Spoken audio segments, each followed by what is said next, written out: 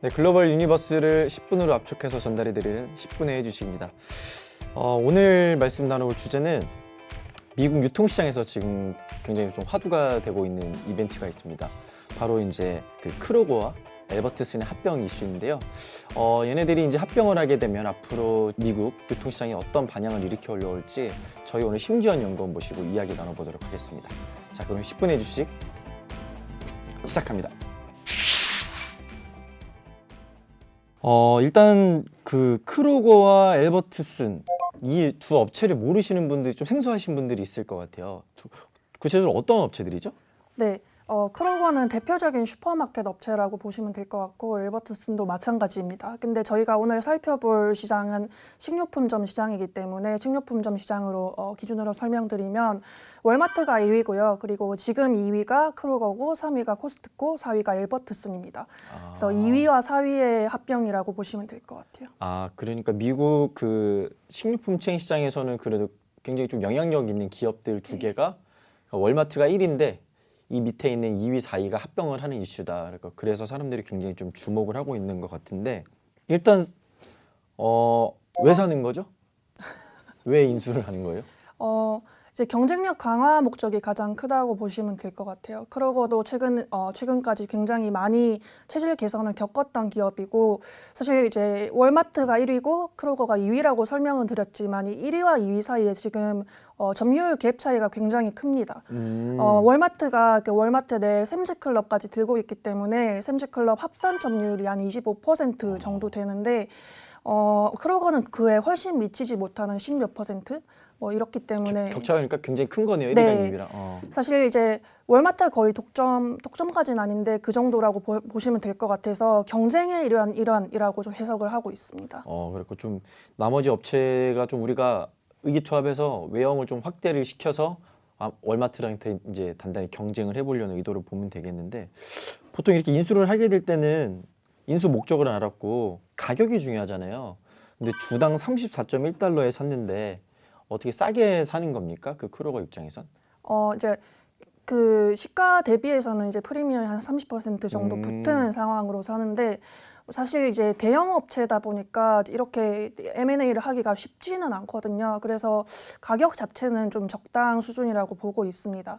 그리고 식료품점 사상 이렇게 최대의 딜이 없었기 때문에 지금 딜이 역사상 가장 큰 딜이라고 보시면 될 것 같아요. 완전 빅딜인데 이렇게 근데 시장은 되게 웃긴 게 딜이 확정된 다음에 주가는 둘 다 빠졌어요. 하나라도 오르기 마련인데 어떻게 둘 다 빠졌죠? 이유가 뭡니까?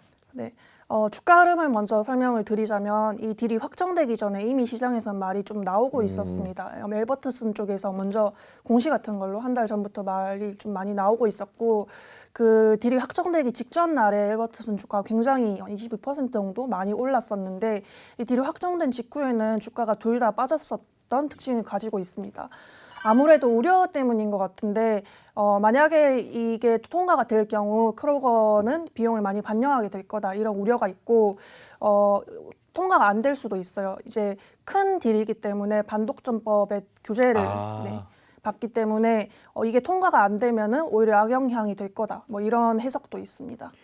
이 반독점법이 그냥 그 어떤 온라인 플랫폼 업체 쪽뿐만 아니라 오프라인 이런 유통점들의 인수에도 반독점법이 이렇게 규제가 들어가게 되는 거예요? 네, 유통사들은 사실 이런 규제 문제를 굉장히 많이 각 유통에서 겪고 있는데 예를 들어서 월그린즈 같은 제약 유통사도 독점적 지위를 갖고 있기 때문에 다른 업체 인수하는데 약간 어려움을 겪고 있고 나머지 이제 전문 유통사들도 지금 마찬가지인 상황이라고 보시면 될 것 같아요. 그러면은 이제 크로거는 어떻게 좀 대응 전략을 짜고 있나요? 걔네들은? 그러니까 크로거가 사실 이제 합산하게 되면은 15점 몇 퍼센트 정도 점유율을 갖게 되는데 이게 많이 올라왔다고 해도 아직까지는 월마트 대비해서는 그렇게까지 이제 많지는 않잖아요. 근데 이런 단순 합산 점유율보다 좀 심각하게 걱정하고 있는 더 이제 영향력이 클 거다 이렇게 판단하고 있는 요인이 여러 가지가 있습니다. 네, 첫 번째로는 대도시 기준으로는 점유율이 훨씬 높아요. 40%까지 올라간 대도시도 있어요. 그게 근데 이제 반독점법을 판단할 때 그 주요 통계 사례가 되는 그런 대도시 위주고요.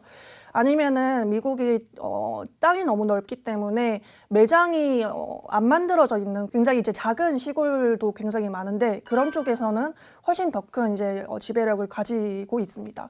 무엇보다 이제 엘버터슨이 지금 이제 깔아놓은 매장 지도와 그리고 크로거가 깔아놓은 매장 지도를 보면 이 매장 거점이 거의 안 겹쳐요. 그러면 인수했을 때 시너지 효과가 더 많이 나는 네, 거예요? 그러니까 만약에 겹치는 지역에 그렇게 열었다면 약간의 카니발 현상이 있을 수가 있는데 그런 거 없이 매장 거점을 촘촘하게 박으면 뭐 물류 거점을 촘촘하게 박았다는 그런 의미로도 확장이 될 것 같고요. 그래서 시너지 효과가 훨씬 커지는 사례가 되기 때문에 아마 단순 합산 점유율보다 조금 더 영향력을 크게 보지 않았나 싶습니다. 그러면 이게 식료품 시장이 좀 가점되면 물가 상승으로 이어질 가능성도 좀 있는 거예요? 네, 그러니까 앞서 설명드린 세 가지보다는 그 시장 물가적으로 접근하는 방식 때문에 가장 걱정을 하고 있는 것 같은데 지금 식료품 시장이 과점화가 굉장히 심화되고 있어요. 그러니까 작년 하반기 대비해서 올해 상반기를 살펴보면 상위 16개 업체, 그러니까 아마존이랑 월마트 그걸 합치면 14개인데 전부 다 점유율이 상승했습니다. 하나도 빼놓지 않고. 그래서 그 업체들의 합산 점유율이 60몇 %였는데 이게 72%까지 올라온 특징을 가지고 있어요. 이렇게 이제 그 상위 업체들의 힘이 지금 굉장히 센 상황이기 때문에 이렇게 될 경우 식료품 물가 상승, 그러니까 CPI 상승에 더 기여할 수 있다. 지금까지 식료품도 많이 올라와 있는데 이게 안정이 안 될 수도 있다. 이런 시각 때문에 반독점법을 우려를 더 크게 받을 수 있는 상황입니다.